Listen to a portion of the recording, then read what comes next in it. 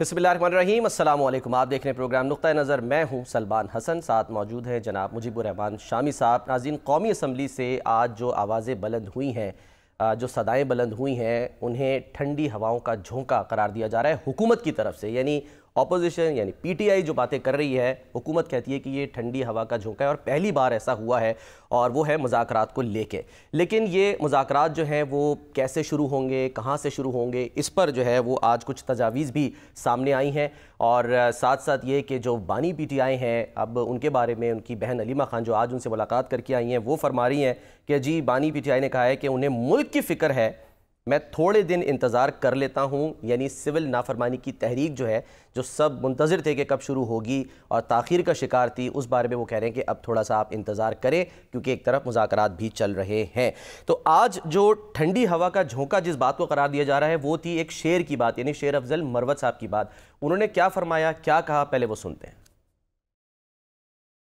कोई भी मुज़ाकरात तब तक कामयाब हो ही नहीं सकते हैं जब तक सियासी कुव्वतें एक टेबल पे बैठ के वो टीओआर्स डिस्कस ही न करें और उन टीओआर्स को लेके फिर एस्टेब्लिशमेंट से भी बात करें। ख्वाजा साहब का बयान आया था कि जी पीटीआई को पहल करनी पड़ेगी। हमारे यानी पाकिस्तान तहरीक इंसाफ, हमारे खान ने एक कमेटी बनाई हुई है मुज़ाकरात के लिए। अगर मुल्क की फलाह में पाकिस्तान में ये जो आग लगी हुई है, इस पे पानी डालने के लिए अगर अपना अना के खोल से कोई निकल सकते हैं, तो जनाब स्पीकर, मैं राना सनाउल्लाह साहब से रिक्वेस्ट करता हूं कि क्या ये हुकूमत का ऑफिशियल मौक़िफ़ बताना पसंद करेंगे।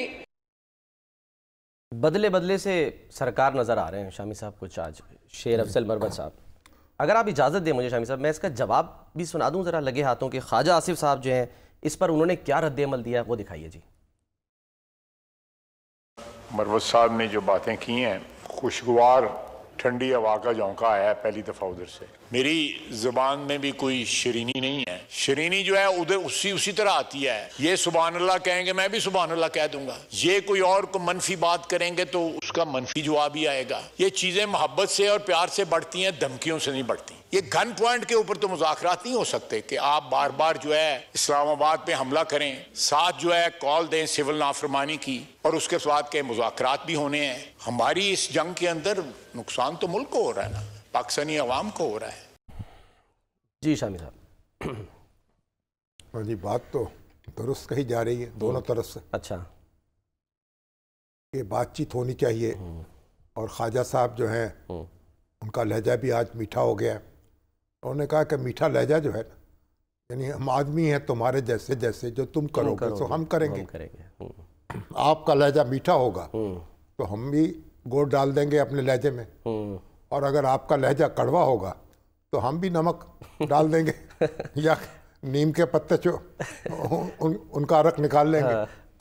करेले भी खिला सकते हैं।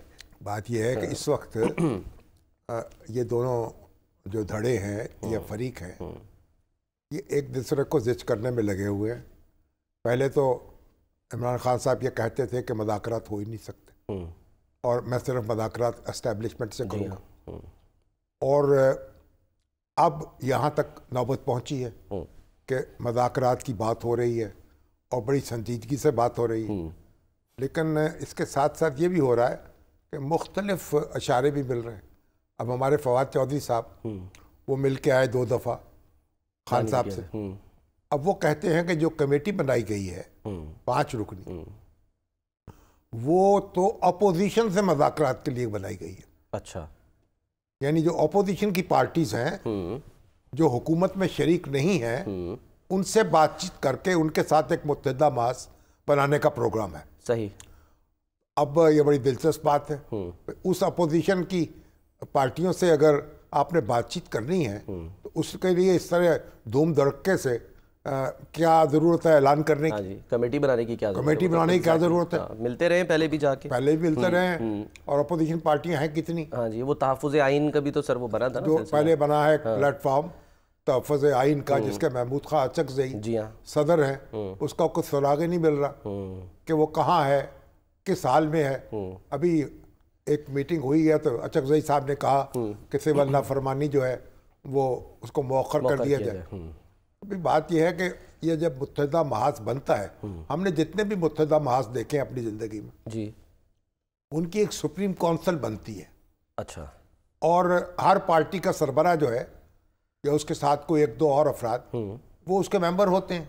अच्छा, और फिर फैसले जो होते हैं वो आमतौर पर इत्तफाक राय से होते हैं।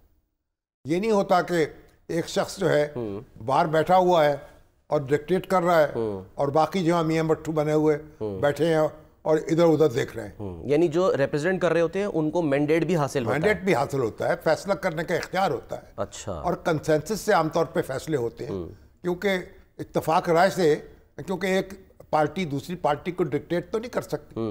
अब यहाँ बाबा आदम निराला है, वो जो मजलिस तहफ़्फ़ुज़ आइन बनी है या तहरीक तहफ़्फ़ुज़ आइन जी, जिसके महमूद खां अचकज़ई साहब सालार हैं। अब उसमें जो जमातें शामिल हैं उनका तो कोई ढंग से आज तक इजलास ही नहीं हुआ, उनका कुछ स्ट्रक्चर खड़ा नहीं हुआ, उनकी कुछ सुप्रीम काउंसिल नहीं बनी। और वो सारे जो हैं वो इमरान खान साहब की तरफ देखते हैं कि जेल से क्या पैगाम आएगा और क्या नहीं आएगा। और अभी तो मेरा ख्याल जेल में अचकज़ई साहब तो जेल में भी नहीं गए, मुलाकात भी नहीं हुई। अब मौलाना फजलुर रहमान से एक ज़माने में बड़ी कुर्बत थी, लेकिन अब वो भी दरमियान में हो गए हैं, बरज़ख में। अब ये उनके अलावा पार्टियां हैं कौन? एक ANP है। ANP से तो मेरा ख्याल को मामला बहुत मुश्किल नजर आता है मुझे, PTI का। जी। लेकिन ये जमात इस्लामी है, तो जमात इस्लामी भी कहती है कि हम अपना अलग वजूद बरकरार सोलो फ्लाइट लेते हैं अपनी। तो ये और कुछ मजहबी जमातें हो सकती हैं, कुछ और छोटी सियासी जमातें हो सकती हैं। जो जमातें कोई अपनी अहमियत रखती हैं या अपना कोई तशख़्ख़ुस रखती हैं, वो तो सारी यही हैं। तो बुनियादी बात यह है कि आप फरीक हैं दो, एक PTI है, एक हुकूमत है। ठीक है। और हुकूमत में शामिल जमातें हैं। हुकूमत में शामिल जमातें हैं, पीपल्स पार्टी है, मुस्लिम लीग नून है, MQM है। तो अब ये अगर इनसे बात नहीं करनी है और इनके साथ फिर कमेटी बनाने की क्या जरूरत है? लेकिन बहरहाल अब ये बात भी आज जो असेंबली में हुई है, हाँ जी, तो एक अच्छी पेशरफ्त। इसमें सर एक और अहम बात यह है कि शेर अफजल मरवत साहब जो हैं वो ये कह रहे हैं कि जी ठीक है आप सियासी जमातें जो हैं वो TR तय करें, लेकिन इस्टेब्लिशमेंट से जो है वो फिर बात करें। अच्छा सर, फवाद चौधरी साहब भी हमारे साथ मौजूद हैं। जो इस्टेब्लिशमेंट से बात करें या किससे बात करें, ये तो जब आप एक काउंसिल बनाएंगे, सुप्रीम काउंसिल बनाएंगे, मुज़ाकरात का इख्तियार देंगे, फिर वो खुद उसको देखेगी। देखिए ना, एक PNA के मुज़ाकरात होते थे ना, तो इसमें मौलाना मुफ्ती महमूद, रज़ा नसरुल्लाह खां, परफत अब्दुल गफूर, वो उसमें मुज़ाकराती कमेटी का हिस्सा थे, पाकिस्तान कौमी इत्तेहाद की। उसके बाद वो जो तय करते थे वो बाहर एयर मार्शल असगर खां, हज़रत नौरानी मियाँ और बेगम नसीम वली खां और सरदार शेरबा मज़ारी वो बाहर बैठे होते थे। वो फिर उसके बाद उनसे गुफ्तगू करते थे, फिर उनसे इजाज़त लेते थे और इस तरह कंसेंसस करके फिर आगे चलते थे। ठीक है। और आखिर दम तक फिर यही हुआ ना कि जब यानी 4 जुलाई की रात को जब ये लोग आए तय करके भुट्टो साहब से, तो एयर मार्शल असगर खान जो हैं उनसे आगे गुफ्तगू की। उन्होंने कहा नहीं मैं तो नहीं मानता। अच्छा। मुझे रात को बहुत देर 2 बजे के करीब रज़ा नसरुल्लाह खां का फ़ोन आया। अच्छा। मैं भी उस वक्त रावलपिंडी में ठहरा हुआ था। अच्छा। और उन्होंने कहा कि अब मैंने इरादा था कि लाहौर जाऊं। अच्छा। तो उन्होंने कहा मेरा फ़ोन आया कि आप ना जाइएगा, और फिर मामला कुछ गड़बड़ हो गया। अच्छा। मगर एयर मार्शल असगर खान जो हैं वो फिर बात नहीं मान रहे हमारी। तो मैंने कहा, अब उनका ख्याल था कि एयर मार्शल असगर खान के साथ मैं जेल में इकट्ठा रहा था, मेरा उनसे बड़ा करीबी ताल्लुक था कि मैं जाके सुबह को बात करेंगे दोनों के दरमियान। तो मगर सुबह उठे तो टेलीफोन की लाइन कटी हुई थी, सही मालूम हुआ टेक ओवर हो गया। तो बहरहाल इस तरीके के जो मजाक को बाकायदगी होनी चाहिए मज़ाकरात में। हाँ। एक कमेटी हो। अब खान साहब ने खुद लिखा है या कोई ऐलान बाज़ाब्ता हुआ है, कभी कुछ होता है, कभी कमेटी बनती है, कभी नहीं बनती है, कभी अपोजिशन से बात होगी, कभी हुकूमत से बात होगी। तो मेरा ख्याल है आज से जो तजवीज़ दी है वो उस पर आ जाएंगे हम। राना सरावना साहब ने तजवीज़ दी है। नीमा खान तो ये कह रही है ना, हाँ जी, कि भाई 2 मुतालबात हैं उनके। एक कमीशन कायम किया जाए, हाँ जी, जो 26 नवंबर के वाक़यात हैं उनकी तहकीकात के लिए, और दूसरा ये कि जो सियासी कैदी हैं हाँ उनको छोड़ दिया उनको जाए। किया तो ये दो मुतालबात हैं। हाँ। अगर ये नहीं माने जाएंगे तो फिर सिविल नाफरमानी है, और सिविल नाफरमानी जो है उसका उससे भी उस बुनियादी तौर पर वो एक ही नुक्ता है कि जो ओवरसीज पाकिस्तानीज हैं उनसे ये अपील की जाए कि आप रिमिटेंसेस ना भेजें, आप और हुंडी के जरिए पैसे भेजें पाकिस्तान में। पर अब आ गए फवाद चौधरी साहब हमारे साथ। अस्सलाम वालेकुम जी, अस्सलाम वालेकुम फवाद साहब, माशाल्लाह मुबारक हो, 2 बार मुलाकात हो चुकी है खान साहब से, और पुरानी मोहब्बत जो है वापस आती ही मालूम हो रही है। मगर आप चूंकि मोहब्बत तो खैर कभी खत्म ही नहीं हुई, लेकिन वो चूंकि मुकदमे हैं, इतने मुकदमे आपको पता ही है जिस तरह के, तो उसमें सब में ही इन्होंने हर एक में डाला हुआ है, तो उसमें मुलाकात हो जाती है। तो आपके कितने मुकदमे हैं? कुछ बात इस वक्त 48 है जी। तो आपसे जो मुलाकात हुई खान साहब की, वो जेल में हुई या अदालत में हुई? जी जी, जेल में एक इन्होंने अदालत बनाई हुई है, जिसमें कि एक बेसिकली ये पहले एक सिनेमा था जिसको इन्होंने अदालत में कन्वर्ट कर दिया, और वहाँ रोज ये फिल्म चलती है, तो उस फिल्म में रोज किरदार बदलते हैं, तो वहाँ पे हम भी चले जाते हैं। माशाल्लाह। तो जो खासा से मुलाकात हुई, तो आप तो कहते हैं कि जो कमेटी 5 रुकनी बनाई है वो तो उन्होंने अपोजिशन से बातचीत करने के लिए बनाई है, तो फिर हुकूमत क्या करेगी? नहीं, जो बुनियादी बात थी वो ये थी कि मुज़ाकरात होने हैं। अब मुज़ाकरात के ऊपर 2 एजेंडे जो है उन्होंने दे दिए। मैंने ये बात कही थी कि ये सिर्फ हुकूमत से मुज़ाकरात, उन्होंने एक्चुअली जो सवाल मेरे से किया गया था वो ये था कि हुकूमत तो मुज़ाकरात करने में दिलचस्पी नहीं रखती, तो मैंने कहा जी वो नहीं दिलचस्पी रखती तो ये कमेटी सिर्फ हुकूमत से मुज़ाकरात के लिए तो नहीं है, ये अपोजिशन से मुज़ाकरात के लिए भी है। तो इन्होंने जो बाकी अपोजिशन है जिसमें मौलाना फजलुर रहमान शामिल हैं, जमात इस्लामी शामिल है, पीर पगाड़ा साहब शामिल है, उसके बाद शाहिद खान अब्बासी साहब शामिल हैं, और अख्तर मेंगल साहब हैं, महमूद अचकज़ई हैं, इन लोगों से बातचीत होगी। और आज इमरान खान ने ये कहा है कि वो इन लीडर्स के साथ मिलना चाहते हैं जेल में, और उन्होंने ये भी कहा कि मुझे लगता तो नहीं हुकूमत इजाज़त देगी, लेकिन उन्होंने 12 इन लीडर्स को इनवाइट किया है आज मुलाकात के लिए अडयाला जेल में। तो क्या इन लीडर्स को गिरफ्तार करके वहां भिजवा दिया जाए? नहीं, जैसे आप मुकदमों में शरीक हैं, जेल में रहे हैं, आपको पता होना चाहिए कि मुलाकात भी एक होती है कैदियों की, और इमरान खान जैसे जो ज़मीर के कैदी हैं, जो कॉन्शियस के कैदी हैं, उनके लिए मुलाकात अरेंज करनी चाहिए, और इन लीडरशिप को मुलाकात की इजाज़त देनी चाहिए हुकूमत को कि वो जाके वहाँ पे मिलें और अपनी जो पॉलिटिकल स्ट्रेटजी है, पाकिस्तान का एक एग्जिस्टेंशनल थ्रेट चल रहा है इस वक्त, पाकिस्तान में जो हालात हैं, इस सिर्फ 1 महीने में 174 लोग जो हैं वो शहीद हो चुके हैं।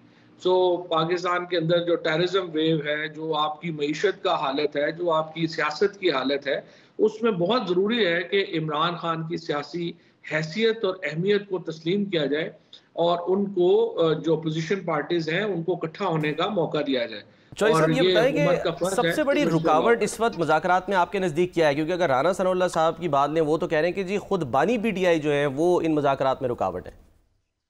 ये सबसे बड़ी रुकावट शहबाज शरीफ है और नवाज शरीफ है। राना सनाउल्लाह चाहते हैं बातचीत हो, राना सनाउल्लाह, 1-2 लोग और भी नून लीग में हैं जो चाहते हैं, लेकिन शहबाज शरीफ साहब को ये लगता है कि अगर टेम्परेचर नीचे आ गया और मुज़ाकरात के नतीजे में कोई थोड़ी सी भी एस्टैब्लिशमेंट की और इमरान खान की आपस में सुलह हो गई, या टेम्परेचर नीचे आ गया, तो मेरा तो मुस्तकबिल खत्म हो जाएगा। ना उनके पास पॉलिटिक्स है, ना उनके पास वोट है, ना उनकी गवर्नेंस है, ना उनकी फॉरेन पॉलिसी है। सो वो एक तबाहशुदा, वो तो सिर्फ अपने ऑफिस इंजॉय कर रहे हैं। सो इस वक्त शहबाज शरीफ बुनियादी तौर के ऊपर मुज़ाकरात के भी खिलाफ है, और वो इमरान खान और मरियम नवाज इस वक्त पूरी तरह इसी फार्मूले के ऊपर अमल दरामद कर रहे हैं कि किसी तरीके से भी एस्टैब्लिशमेंट का और PTI का आपस में दर्जा हरारत कम नहीं होना चाहिए, और मुल्क में सियासी टेम्परेचर नीचे नहीं आना चाहिए। रोजाना 365 बार वो 9 मई का व्रत करते हैं, और वो समझते हैं कि टेम्परेचर ऊंचा रख के ही वो हुकूमत कर सकते हैं। ये अलग बात है कि इसका मुल्क को शदीद नुकसान हो रहा है, पाकिस्तान की सियासत को शदीद नुकसान हो रहा है, पाकिस्तान की मईशत को शदीद नुकसान हो रहा है, लेकिन वो अपने ऑफिस में बैठे रहने के लिए वो ये सारे ड्रामे कर रहे हैं। मगर चौधरी साहब, ये जो हर रोज़ जो ऑफिशियल अकाउंट है खान साहब का, वहाँ से जो ट्वीट्स होती हैं, जो पैगामात जारी किए जाते हैं, जो खिताबात दिए जाते हैं और जो लोगों पर गुस्सा उतारा जाता है, उससे भी आप कहते हैं कि नहीं ये कसूर सारा शहबाज शरीफ साहब का है और इमरान खान साहब तो बड़े हाथ फैला के बैठे हुए हैं, बाएं फैला। जी नहीं, उसकी वजह देखिए, जो 800-900 साल की जमहूरियत का जो प्रोसेस है, जो मॉडर्न डेमोक्रेसी जो इस्टेब्लिश हुई है, इसमें आपने कॉन्फ्लिक्ट रेजोल्यूशन के तरीके बनाए थे। अब सबसे पहला कॉन्फ्लिक्ट ये था हुकूमत कौन करेगा, तो तय हुआ कि जिसका वोट ज्यादा होगा वो करेगा। 8 तारीख को लोगों ने फैसला दिया, 9 तारीख को फैसला बदल दिया। फिर दूसरा था कि जुडिशरी होगी। आपके सामने आप देखिए जो एंटी टेररिज्म के जजेस जिन्होंने थोड़ा सा भी कानून के ऊपर अमल दरामद करने की कोशिश की, उनका क्या हशर हुआ। हाई कोर्ट के चीफ जस्टिस शहजाद मलिक साहब के साथ देखें क्या हुआ। फिर आपने 6 जजेस ने खत लिखा, उनका देखें क्या हुआ। फिर आपने सुप्रीम कोर्ट ही खत्म कर दी। आप ईसीपी आपने खत्म कर दिया, स्पीकर ऑफिस आपने खत्म कर दिया, सेनेट ऑफिस आपने खत्म कर दिया। तो जब कॉन्फ्लिक्ट रेजोल्यूशन ही कोई नहीं रह गया, तो इमरान खान इस वक्त जेल में है। उन्होंने मुझे खुद बताया कि जब दिल आता है 5-5 दिन लाइट्स बंद कर दी जाती हैं, उनको डेथ सेल में जो है वो उनको कैद कर दिया जाता है, जो कि 9x12 का कमरा है। टीवी उनके पास नहीं है, अखबारें आप उनकी बंद कर देते हैं। जब इस सिचुएशन में आप रखेंगे तो आप उस शख्स से फूल तो ना एक्सपेक्ट करें, जाहिर है वो बिटर होगा। और पाकिस्तान पूरे में 1 लाख छापा तो आपने पंजाब में मार दिए, 40-45 लाख आदमी तो डायरेक्टली इफेक्टेड है आपकी पॉलिसी से। तो आप मुझे बताइए कि इससे तकसीम बढ़ रही है, इससे जो आपकी तलखियां हैं वो बढ़ रही हैं या कम हो रही हैं? और ये सब कुछ शहबाज शरीफ और मरियम नवाज करा रहे हैं, और वो इसलिए इसको करा रहे हैं कि कभी भी टेम्परेचर पाकिस्तान में नीचे नहीं आना चाहिए। तो चलिए, जो आपने ये जो दौरे बयान सर्फ किया है, इसका नतीजा क्या निकलेगा? जो आपकी ये जो राय है या आपकी इंटरप्रिटेशन है या जिस तरह आप हालात को देख रहे हैं, इसका मतलब फिर क्या है कि बस दमादम मस्कल अंदर आइए, सड़कों पर कुश्ती लड़ें, हंगामा करें? तो देखिए क्या होगा फिर, आप ऑप्शन आप क्या छोड़ेंगे? देखिए प्रॉब्लम क्या है, जो पाकिस्तान में एस्टैब्लिशमेंट को समझने की बात है। देखिए पाकिस्तान इस वक्त इमरान खान के साथ है, और एस्टैब्लिशमेंट का जो रवायती रोल है वो ये है कि सारी ही जमातें उनके साथ एक ताल्लुक में होती हैं, और वो सब जमातों के साथ एक ताल्लुक में होते हैं। टेम्परेचर नीचे लाने में चूंकि शहबाज शरीफ साहब का तो पॉलिटिकल इंटरेस्ट है, वो नहीं लाएंगे नीचे, ये काम है एस्टैब्लिशमेंट का। और दूसरी तरफ मैं ये भी कहूँगा पीटीआई का भी काम है। और जिस तरह आपने इशारा किया, मैं जब खान साहब से मिला भी हूँ तो मैंने उनसे भी ये गुजारिश भी की है कि देखिए सर, ये जो सोशल मीडिया के ऊपर जो एक लोगों को बहुत ज़्यादा नहीं पता कि नैरेटिव्स बनते कैसे हैं और फैलते कैसे हैं, इसमें बहुत सारे लोग पीटीआई के नहीं हैं, लेकिन उन्होंने पीटीआई का नाम इस्तेमाल करके ये सारा जो काम है ये कर लिया है। और उसकी वजह से एक पाकिस्तान में तलखियां हैं, तलखियां नीचे लाना बहुत जो है वो अहम है। और अगर हम तलखियां नीचे नहीं ला पाएंगे तो इसका नुकसान तहरीके इंसाफ को और इमरान खान को होगा, और तलखियां नीचे लाने का फायदा भी इमरान खान को होगा। जितना मुल्क नॉर्मल होगा सियासी तौर के ऊपर, उतना उसका फायदा जो है वो इमरान खान को होगा। उसमें तो हर शख्स को अपना हिस्सा अदा करना पड़ेगा ना। ये तो नहीं हो सकता कि आप एक तेल लेके छिड़कते जाएं और फिर कहें आग क्यों भड़क रही है। तो तेल कौन छिड़क रहा है? आप देखें ना शामिर साहब, ये आपकी ज्यादती भी अपनी कमेंट है ना। मैंने आपको हालात बताए हैं, आप मुझे बताएं इमरान खान को जेल में रख के, आप जिस तरह से उन्होंने आपको आप जेल में रखा हुआ है 10 महीने, बुशरा बीबी को जिस तरह से जेल में रखा, जो औरतों के साथ आज वो शायरिया राफीदी की आपने तकरीर सुनी होगी, वो तो रहा हो चुकी है ना। नहीं, मैं कह रहा हूँ जो ओवरऑल देखे, तलखियां कम तो हुकूमत ने करनी होती है ना।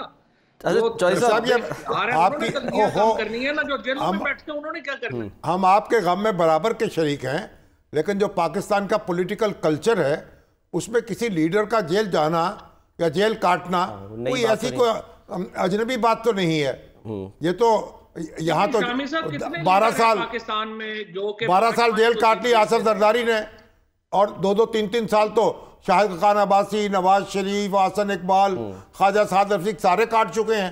तो अगर 1 साल 10 महीने जेल में आप हैं तो सब्र करना चाहिए, तहम्मुल करना चाहिए, रास्ता निकालना चाहिए, अदालतों पर भरोसा करना चाहिए।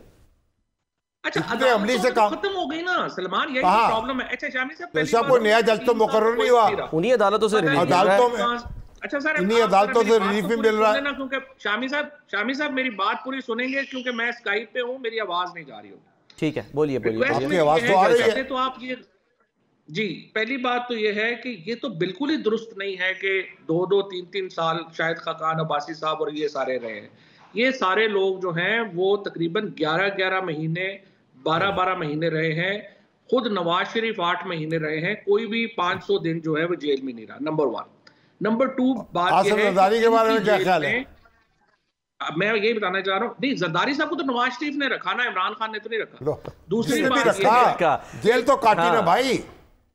नहीं, जेल काटी उन्होंने, बिल्कुल आपकी बात सही है। और वो जेल में, यही तो मैं आपको बता रहा हूँ कि जेल में जो मुख्तलिफ था वो सलूक है। मतलब किसी की बिजली नहीं काटी गई हफ्ता 20-20 दिन, वो सारे एक क्लास में रहे। जबान तो काटी गई थी। यही गुजारिश कर रहा हूँ, आप बात जरा मुकम्मल करें। मैं गुजारिश यही कर रहा हूँ कि इमरान जेल काम तो नहीं मानते ना, वो कहते हैं ऐसी बात नहीं है। नहीं ना, कैसी बात नहीं है ना। आप ख्याल है इमरान खान झूठ बोल रहा है और जो सुप्रीडेंट जेल है, जो सरकारी मुलाजिम बैठा वो सच बोल रहा है। आप इसको जोड़ दें, इसमें मैं बहस में नहीं पढ़ना चाहता आपसे। इस वक्त तो आप बोल रहे हैं इमरान खान के साथ, इमरान खान का जो हक है जेल मैनुअल में 1 क्लास, वो उनको 1 क्लास दें। उनकी मुलाकातें जो रेगुलर आइन के तहत होनी चाहिए, कानून के तहत होनी चाहिए, वो करें। और फिर पाकिस्तान में अदालतों को बहाल करें। पाकिस्तान में अदरवाइज तो आपको इंटरनेशनल ऑब्जर्वर्स उठा के देख ले जो कह रहे हैं कि ट्रायल कैसे चल रहे हैं। तो जब तक आप कोई ऑल्टरनेट नहीं देंगे, आप कह रहे हैं कि हम आपको मारेंगे लेकिन आपने रोना भी नहीं। देखें ना, चले ये तो चौधरी साहब, पीटीआई का ये तो पहले मुतालबा था ना 26वीं तरमीम को रिवर्स करें, खुद ही पीछे हटे ना, किसी ने तो नहीं कहा। अच्छा, ये फरमा दीजिए कि मसला ये आ रहा है कि जो बज़ाहिर लग रहा है कि हुकूमत ट्रस्ट करने को तैयार नहीं है, क्योंकि वो ये समझते हैं कि जी मुज़ाकराती अमल शुरू हो गया, मैंडेट मिल गया, चलें इस कमेटी को, बातचीत हो गई, और उधर अडियाला में बैठे खान साहब जो है अगर उन्होंने वीटो कर दिया इस सारी बात को, तो फिर उस अमल का फिर क्या हासिल वसूल होगा? नहीं, बात यह है कि इमरान खान के बगैर तो मुज़ाकरात नहीं हो सकते ना। लेकिन दूसरी तरफ हुकूमत का हाल ये है कि आज 5 दिन हो गए हैं और राना सनाउल्लाह ने कहा कि नहीं, मैं जो कमेटी है उसको एक्सेस दिलवाते हैं, वो खान साहब से मिल के आए। अब पता नहीं उनकी बेचारों का हालत ये है कि उन्होंने पूरी कोशिश कर ली, वो कमेटी को मुलाकात नहीं करवा सके। तो अब जो मुज़ाकरात हैं, जो करने वाले हैं, उनके इख्तियार का हाल जो है वो तो ये है।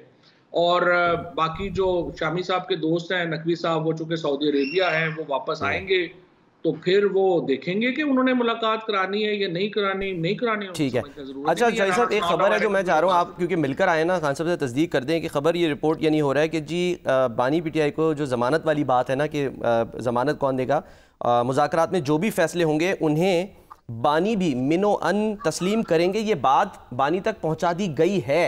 यानी उनके इल्म में है ये बात कि अगर ये मुज़ाकराती कमेटी किसी फैसले पर पहुँचती है तो बानी उसको मानेंगे, उसकी तौसीक करेंगे। ये दुरुस्त है? तो ये तो बात ही बनाई जब उन्होंने है तो उन्होंने उनकी बात जो है वो ज़ाहिरा होगी ना, उसमें तो कोई दो बातें नहीं है। बट प्रॉब्लम ये है कि इसकी जो अभी तक जो बातचीत का मामला है या वो है, वो जब तक टेम्परेचर नीचे ना आए, डायरेक्ट बातचीत से कुछ नहीं निकलना, ना ही ये होनी है। मेरे ख्याल में जो अपोजिशन पार्टीज़ हैं, मौलाना फजलुर रहमान हैं, अचक ज़ही साहब हैं, ये लोग मुज़ाकरात हुकूमत से कर लें और टेम्परेचर नीचे लाने की पहली कोशिश करें। इस टेम्परेचर में जहाँ पे आपने एक हशर नशर कर दिया, आज शरिया राफिदी की आप तकरीर सुने, जो बच्चियों के साथ आप कर रहे हैं, जो औरतों के साथ हो रहा है, जो कल यहाँ पे आपने देखा 70 लोगों को अदालत ने बेल दी, उनको उठा के दोबारा प्रिजन। तो मुझे आप बताएं ना, इस तरह की सिचुएशन में क्या मुज़ाकरात होने हैं? सो आपको पहले टेम्परेचर नीचे लाना पड़ेगा। 12 लोग शहीद हो गए और हम बिजनेस एज यूजुअल पे चल रहे हैं। देखिए, अब ये 12 लोग जो हैं बड़ा अफसोसनाक है। एक बंदा भी अगर नाहक कत्ल हो जाए तो उस पर वो पूरी इंसानियत का कत्ल है और उस पर भी अदारे अफसोस किया जाएगा।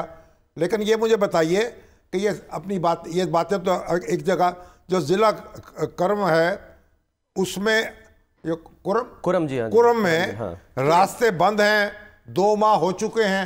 खबरें आई हैं कि 29 बच्चे हलाक हो चुके हैं। अद्वियात नहीं पहुंच रही हैं वहाँ पे, अद्वियात नहीं पहुंच रही हैं। कोई यानी रास्ते जो हैं उनको खोला नहीं जा रहा। अभी जिरगा जो है वो कामयाब नहीं हुआ। वो इस तरफ भी तवज्जो है, कभी आपकी नज़र गई है या दूसरे अहले सियासत जो हैं उन बेचारों का भी कोई सही बात नहीं पुरसान हाल होगा? पता ही है जो ये जो मामलात है ना, उसके ऊपर तो हमेशा ही मेरा मौक़िफ़ जो है वो वाज़ेह रहा है। एक्सट्रीमिज़म के ख़िलाफ़ जो है वो मैं ही बात करता हूँ।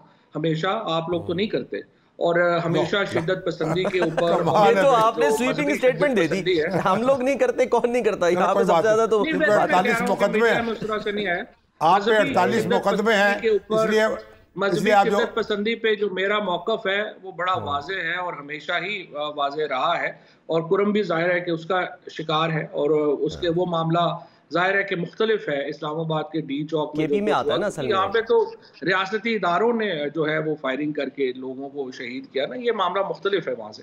तो बहरहाल इसमें इशू यही है रियासती इदारों के लोग भी मारे गए हैं ना, सब क्या रियासती इदारों के लोग भी चीख रहे हैं, उनको भी निशाना बनाया गया है। लोग तो नहीं ना मारे, नहीं कोई नहीं हुए, वो तो रेंजर्स का तो वो आया हुआ है ना कि वो तो एक्सीडेंट था, लेकिन नहीं कि जो भी लोग शहीद हुए हैं, जिस तरह आपने कहा अफसोसनाक है। साहब बात इधर उधर की बजाय हम वो केपी देखिए ना, केपी के वजीर आला की जिम्मेदारी है ना, वो चढ़ाई यहाँ पर करने की बात कर रहे हैं, तो वो दहशतगर्दों पे चढ़ाई करे ना, सवाल ये है। जरूर रियासत पूरी को दहशतगर्दी के खिलाफ कार्रवाई करनी चाहिए और मेरा होनी चाहिए, बट आई थिंक कुरम और डी चौक को अगर आप मिला रहे हैं तो फिर तो अल्लाह ही हाफ़िज़ है, आप क्या कह सकते हैं। नहीं मिलाने की बात नहीं, तवज्जो दिलाने की बात है। हाँ, ये अपनी जगह अफसोसनाक है, दिलाएं और आप मजहबी शिद्दत पसंदी के खिलाफ बात किया करें, और ये कहा करें कि ये नाकाबिले कबूल है जो पाकिस्तान में हुआ है। आपके बानी को कोई डिक्टेट नहीं कर सकता। शिद्दत पसंदी तो जो जैसी भी हो, मजहबी हो, गैर मजहबी हो, सियासी हो, गैर सियासी हो, काबिल मजम्मत है। अगर हम समेट लें तो आप मुझे एक बताइए कि आपकी नज़र में CBMs क्या हो सकते हैं, यानी कौन से ऐसे इक़दामात हैं जो किए जाएं तो एतमाद की एक फ़ज़ा बहाल हो सकती है। देखिए जी, मेरे ख्याल में तो बड़ा आसान है। मेरे ख्याल में सबसे पहले तो आप इमरान खान को जो जेल के अंदर उनका आईनी हक है, कानूनी हक है, A क्लास में उनको शिफ्ट करें और उनको जो सहूलतें हैं वो उसके मुताबिक दें, एक्सेस लोगों का उनसे जो है वो बहाल करें, और जो शाह महमूद कुरैशी हैं, यास्मीन राशिद हैं, महमूदुर रशीद साहब हैं, उमर चीमा हैं, इजाज चौधरी साहब हैं, इन लोगों को फिर जो दूसरे बच्चे हैं इनको आप जो है वो पैरोल के ऊपर रिहा करें 20-20 महीने। ठीक है चौधरी साहब, बहुत बहुत शुक्रिया सर। ब्रेक लेनी है सर। हाँ जी सर, मुझे एक ब्रेक लेने दें, वापस आते हैं। अगर आप बात करनी है ब्रेक लेते, ब्रेक के बाद वापस आते हैं। चौधरी साहब ब्रेक के बाद वापस आ रहे हैं।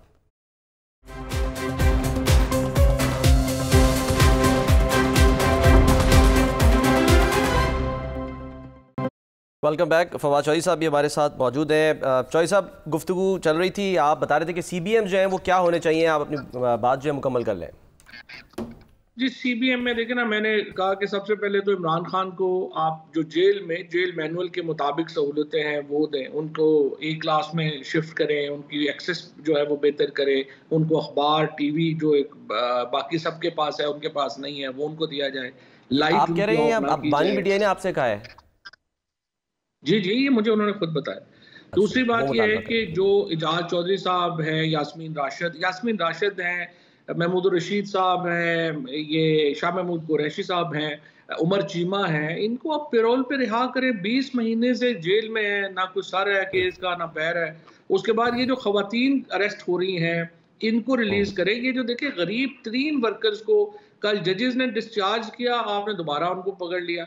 अब आप मुझे बताएं, जब आप 50-50 हज़ार आपके छापे पड़ रहे हों, आपके सैकड़ों हजारों लोगों को आप जेलों में, आप ऊपर से फिर पुलिस जाके, मतलब पता नहीं ऊपर वालों को तो पता भी है कि नहीं है, नीचे जो इन्वेस्टिगेशन आईओज ने जो तमाशा लगाया हुआ है, एक हर आईओ इस वक्त मिलियनर हो गया है लाहौर का, इस्लामाबाद का, और उनको कोई देखने वाले ही नहीं। तो सब देखें, आपकी ये बात दुरुस्त है, पकड़ धकड़ ख़त्म होनी चाहिए, छापे नहीं पड़ने चाहिए, कोई मज़ीद गिरफ्तारियाँ नहीं होनी चाहिए। लेकिन एक बात मैं अर्ज़ करूँगा कि अगर आप ये भी तय कर लें कि कम से कम 15 दिन के लिए फरीकैन जो हैं वो थोड़ा चुप का रोज़ा रख लेंगे, एक दूसरे के बारे में गुफ्तगू नहीं करेंगे और एक दूसरे पर यानी चढ़ाई नहीं करेंगे, तो सीज़ फायर कर लें, तो मेरा ख्याल है कि उससे भी माहौल बेहतर होता जाएगा, और माहौल बेहतर होगा तो फिर बातचीत जो है आगे बढ़ सकेगी। मैं शामी साहब आपको यकीन दिलाता हूँ, ये थोड़ा से ये इक़दाम कर दें, 15 दिन नहीं, ये बात ही नहीं होगी। ये बिल्कुल आप देखेंगे ट्रेंड चेंज हो जाएगा। थोड़ा टेम्परेचर नीचे आने के लिए यहाँ पे जो हमारे जो लोग हैं जो हुकूमत में हैं, थोड़ा सा चले ठीक है, कदम देखते हैं बढ़ाएंगे, माहौल ये कैसे ट्रेंड तब्दील चेंज होता है। बहुत हो बहुत शुक्रिया फवाद चौधरी साहब, बहुत बहुत हमारे साथ जो है वो मौजूद है। सर, एक तरफ वो मौलाना साहब को मनाने का फिर एक तरफ जो है वो मिशन चल रहा है, और मौलाना साहब जो है वो कह रहे हैं जी ऐवान सदर ने ये मामला उलझाया है। नहीं, अब तो वो सारी तंजीमें मदारस की उनके पीछे खड़ी हैं। हाँ जी, उनका कन्वेंशन हुआ है जी हाँ, कल, और वो कहते हैं कि हम ये बिल जो है ये मंजूर हो चुका है, अब इसको एक्ट दोबारा बन चुका। हाँ, एक्ट बन चुका आज है। सर मौलाना साहब ने जो हवाला दिया ना कि एक इंटरव्यू में अयाज सादिक साहब कह रहे थे, तो वो उसी यानी इसी प्रोग्राम में जिक्र हुआ था। अगर आप कहें तो सुना देते हैं अयाज सादिक साहब ने एग्जैक्टली क्या कहा था इस मुतालिक, ज़रा वो सुनिए। नहीं, हमारे पास तो एक दफ़ा कई एतराज़ आया था, वो एक क्लरिकल मिस्टेक थी, वो ठीक हो गई और वो वापस भेज दिया था। उसके बाद हमारे पास नेशनल असेंबली में कुछ नहीं आया। इसका मतलब है कि वो बिल जो है एक्ट बन चुका। अभी तक तो जो हमारी किताबें कहती हैं उसमें तो हमारे पास और कोई चीज़ नहीं आई। जो एतराज़ था वो हमने वापस भेज दिया, तो ये अब इस फिलहाल तो एक्ट है। इसी का हवाला दिया है आज मौलाना ने कि देखें, उनकी किताबों के मुताबिक। असल में बात यह है कि कुछ मदारस ऐसे हैं जो महकमा तालीम से वाबस्ता हैं, और बाद मदारस ऐसे हैं जो चाहते हैं कि सोसाइटीज़ एक्ट के तहत उनको रजिस्टर किया जाए। अब मेरा ख्याल इस नुक्ते पे तो फरीकैन मुत्तहिद हो गए हैं या मुत्तफ़िक हो गए हैं कि ये चॉइस दे दिया जाए, जो महकमा तालीम से वाबस्ता होना चाहता है वो उससे वाबस्ता हो जाए, सही, और जो ये सोसाइटीज़ एक्ट के तहत रजिस्टर कराना चाहता है वो उसको वहाँ रजिस्टर करा ले। ठीक है, तो तवक्को रखनी चाहिए कि कोई यानी इस पर इस इत्तफाक राय को आगे बढ़ाया जाएगा।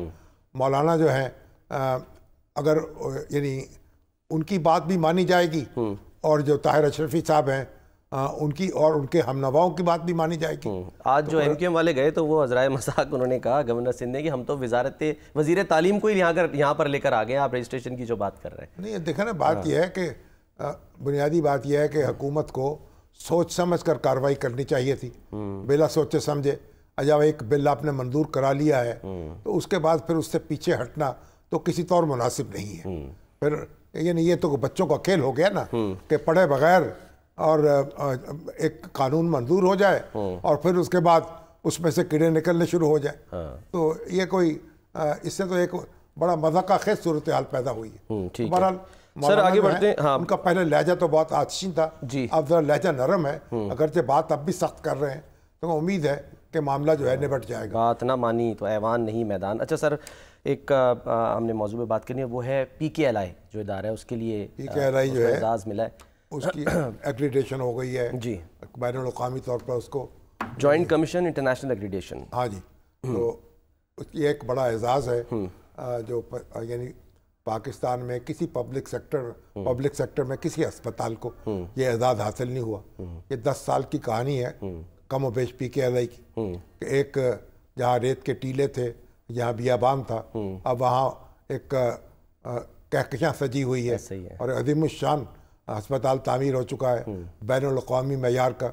और मेरा ख्याल उसका जो यानी इस वक्त 1700 किडनी ट्रांसप्लांट और लिवर ट्रांसप्लांट हो चुके हैं। अच्छा, इस अस्पताल में। अच्छा, और जहाँ जो कम वसीला लोग हैं उनका मुफ्त इलाज होता है।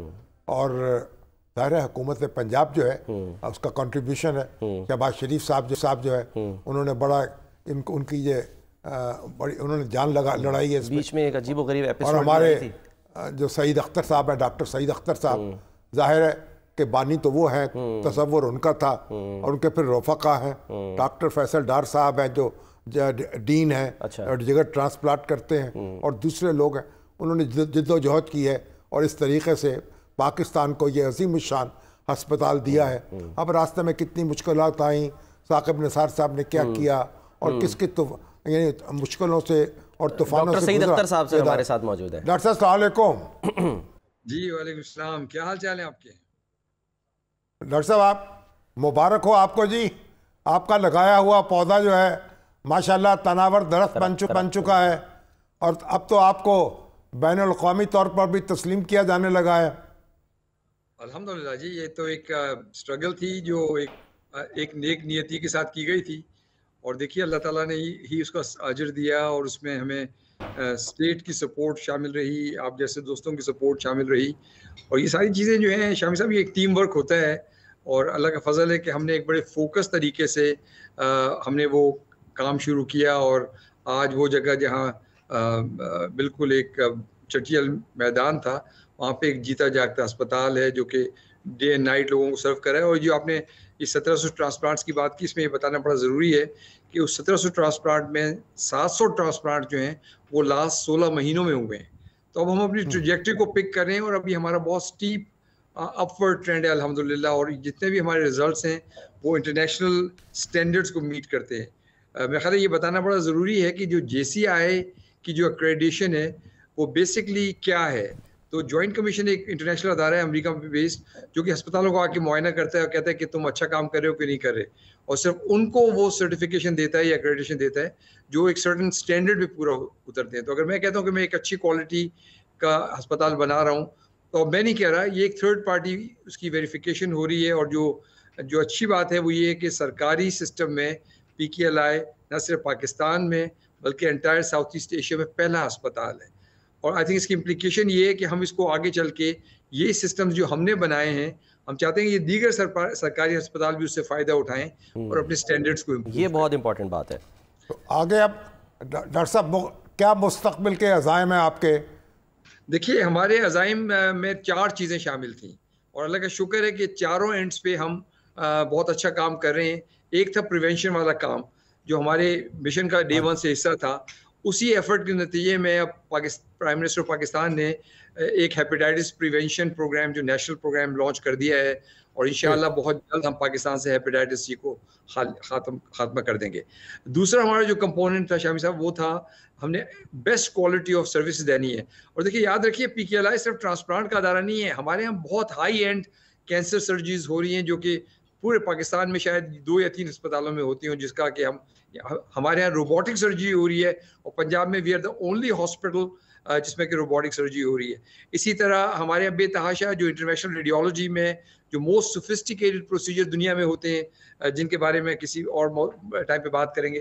तो इन अदर वर्ड्स हम जो क्लिनिकल साइड पे जो एक सेंटर ऑफ एक्सीलेंस बनना चाहते थे, अल्हम्दुलिल्लाह वो बेंचमार्क हमने अचीव कर लिया है।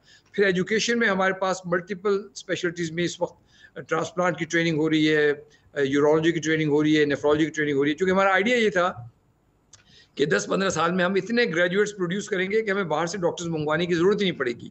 और अल्लाह का शुक्र है कि भी हमने यूनिवर्सिटी ऑफ अलबामा के साथ एक MOU साइन किया है। यूनिवर्सिटी ऑफ अलबामा अमेरिका का एक बड़ा मैच्योर अदारा है जो ट्रांसप्लांट करता है और वो हम उनके डॉक्टर्स हमारे पास लिवर ट्रांसप्लांट सीखने के लिए आ रहे हैं। तो ये पाकिस्तान की हिस्ट्री में पहले ऐसे कभी नहीं हुआ। तो ये एजुकेशन में इंशाल्लाह PKLI एक बहुत बड़ा नाम पैदा करेगा। और साथ ही अब हमने रिसर्च का जो अदारा है उसको भी लॉन्च कर दिया है और इस दफ़ा हमने 2 बिलियन रुपीज़ उसके रिसर्च के उसमें रखे हैं, जिसमें इक्विपमेंट लगा के और एक बेस्ट लैब रिसर्च की बनाई जाएगी जो कि PKLI को एक इंटरनेशनल रिसर्च सेंटर में लेके आएगी। तो अल्लाह का शुक्र है कि चारों जहतों पे प्रिवेंशन, ट्रीटमेंट, एजुकेशन और रिसर्च, ये हमारे 4 पिलर्स थे। उन चारों में बहुत अच्छा काम हो रहा है और अल्लाह का शुक्र है हम गवर्नमेंट ऑफ पंजाब के बहुत मशकूर हैं, हम प्राइम मिनिस्टर ऑफ पाकिस्तान के बहुत मशकूर हैं, हम अपने बोर्ड मेंबर्स के बहुत मशकूर हैं, हम अपने इंतज़ामिया के बहुत मशकूर हैं। देखिए हमारी इंतज़ामिया ने दिन और रात एक लगा के ये एक रिकॉर्ड टाइम में 8 महीने में JCI की एक्रेडिटेशन ली है। ये अनबिलीवेबल प्रेसिडेंस है अल्हम्दुलिल्लाह। ठीक है, एक मेरा शुक्रिया भी ले लें डॉक्टर साहब, क्योंकि जब कोविड आया था मैं बड़ा शदीद यानी कि उससे मुतासिर हुआ था। 7 दिन मैंने या 7 या 8 दिन PKLI में गुजारे थे और कमाल मतलब यानी कि वो सर्विसेज थी, उसका भी बहुत शुक्रिया। डॉक्टर सईद अख्तर साहब सर हमारे साथ मौजूद रहे, बहुत बहुत शुक्रिया आपका। मेरा सर मैंने कहा ज़ाती जो एक्सपीरियंस था वो देखिए डॉक्टर सईद अख्तर साहब हैं तारीख में याद रखे जाएंगे जो उनकी खिदमात हैं, जिस जज्बे के साथ, लगन के साथ। और शहबाज शरीफ साहब जो हैं जो जिनके बगैर ये मुमकिन नहीं हो सकता था, उनका तसव्वुर उनका था, अमली जामे के लिए जामा पहनाने के लिए वसाइल उन्होंने फराहम किए और फिर उसके बाद वो लोग भी याद रखे जाएंगे। यानी जो तन मन धन के साथ इस अदारे से वाबस्ता हुए, इसके जो डीन है डॉक्टर फैसल डार कमाल के सर्जन हैं, और फिर वो लोग भी याद रखे जाएंगे जिन्होंने इसको तबाह करने की कोशिश की, जिन्होंने और अदल के इंसाफ के ऐवानों में बैठकर नाइंसाफ़ी और जुल्म का इर्तिकाब किया। तो उनको भी याद रखा जाएगा और इनको भी याद रखा जाएगा।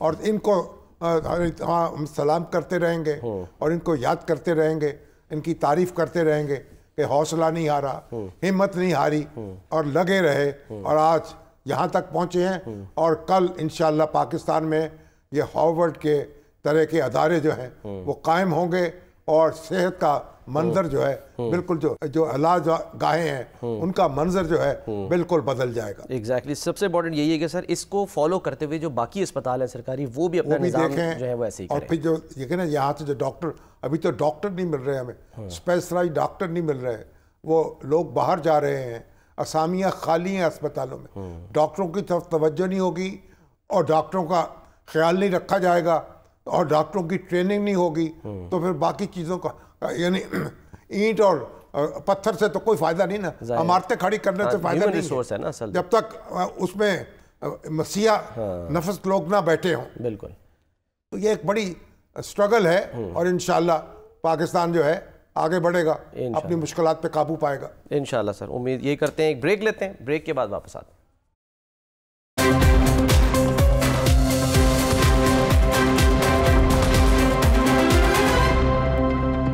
प्रोग्राम का वक्त ख़त्म होता है। नाज़रीन अपना ख्याल रखिए। अल्लाह हाफ़िज़।